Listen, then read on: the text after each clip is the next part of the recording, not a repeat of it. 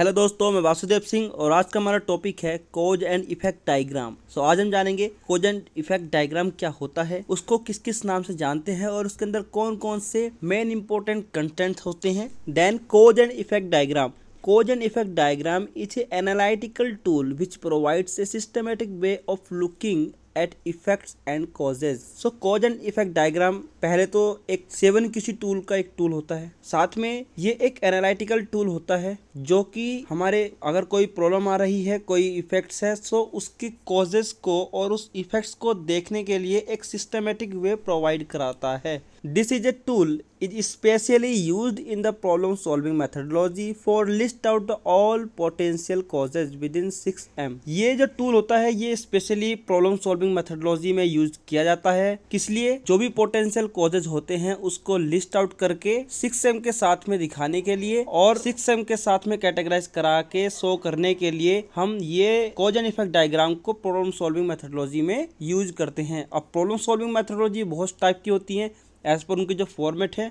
हालांकि जो internal contents होते हैं वो सेम होते हैं, लेकिन एज पर उनके जो फॉर्मेट होते हैं वो डिफरेंट उनको उनके आधार पर उनके नाम अलग अलग रख दिए गए हैं, जैसे कापा, एडी, PQPR, PQFR, QRQC and countermeasure. तो ये कई प्रकार की प्रॉब्लम सॉल्विंग मेथडोलॉजी होती है जिसमें ये स्पेशली यूज किया जाता है हमारे जो भी पोटेंशियल कॉजेज होते हैं उनको लिस्ट आउट करने के लिए 6M की सहायता से। It is just as a result of team work. So team work का ये एक रिजल्ट टाइप का होता है। कैसे? हम जब भी कोई भी प्रॉब्लम सॉल्विंग के लिए काम करते हैं सो हमारे पास वहाँ पर एक टीम होती है। टीम के अंदर हमारी इंटरनल टीम होगी, साथ में क्रॉस फंक्शनल टीम होगी। ठीक है, वो दोनों टीम मिलकर क्या करेंगे? पोटेंशियल कॉजेज को आइडेंटिफाई करेंगे with the help of brain storming.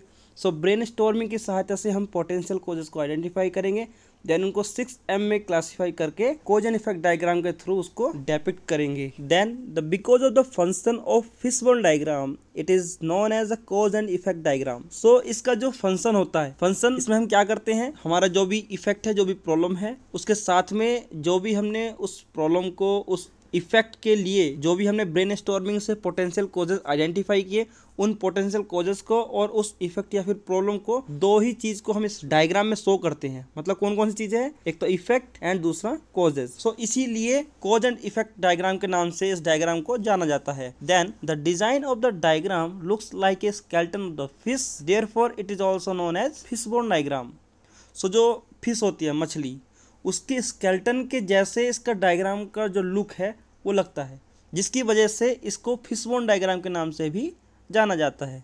Then this was developed by mister Kaoru Ishikawa, so it is also known as Ishikawa diagram. जो इशिकावा डायग्राम है उसको पब्लिश किया था मिस्टर कोरू इशिकावा ने, जिसकी वजह से इसका नाम इशिकावा डायग्राम के नाम से भी जाना जाता है। देन 6M में आते हैं man, machine, method, material, measurement and mother nature, जिसको इन्वायरमेंट के नाम से भी जानते हैं। सो You could also choose your own heads for the fishbone diagram।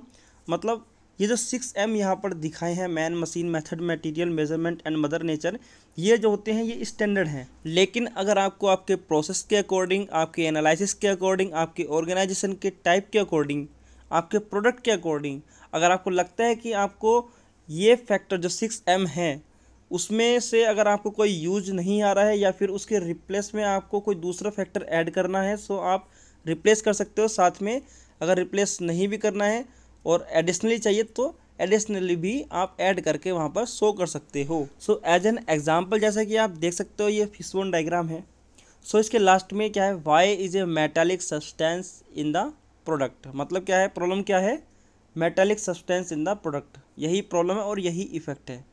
सो अभी हमने 6M यहाँ पर दर्शाए हैं, शो किए हैं, measurement, methods, machine, material, manpower and mother nature. So जैसे आप देख सकते हो मेजरमेंट। सो मेजरमेंट से रिलेटेड कौन कौन से पोटेंशियल कॉजेज ब्रेन स्टॉर्मिंग के साथ में, ब्रेन स्टॉर्मिंग के बाद में कलेक्ट किए। मतलब हो सकता है कि सेंसर एरर हो, जिसकी वजह से मेटालिक जो सब्सटेंस है वो प्रोडक्ट सेंसर में कैप्चर ना हुआ हो, मेजर ना हुआ हो। सो अब उसमें कौन कौन से पोटेंशियल कॉजेज हो सकते हैं? वायर लूज हो सकता है, लूज वायर, नोट क्लीन हो सकता है, प्रॉपर क्लीन ना हो, या फिर इम्प्रॉपर कैलिब्रेशन हो सकता है।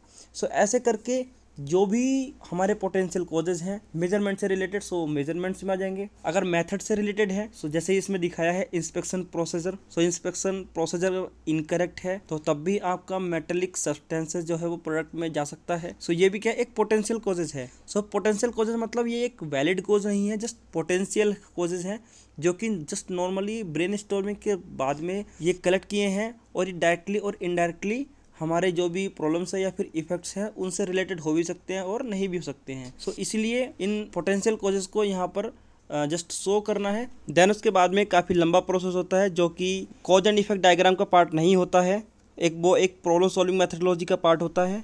जैसे कि आगे चलकर कॉज वैलिडेशन करते हैं, देन जो भी वैलिड कॉज फाइंड आउट होते हैं, देन उसके बाद में वाई एनालिसिस करके जो बेसिक रूट कॉज होता है उसको फाइंड आउट करते हैं। सो वो प्रॉब्लम सॉल्विंग मेथडोलॉजी का पार्ट होता है। सो दोस्तों आशा करता हूँ आपको टॉपिक समझ में आ गया होगा and thanks a lot to watch this video.